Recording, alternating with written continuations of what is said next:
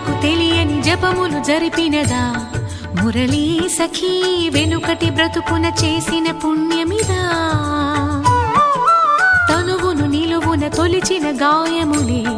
తన జన్మకి తరగని వరముల సిరులని తలచినదా కృష్ణ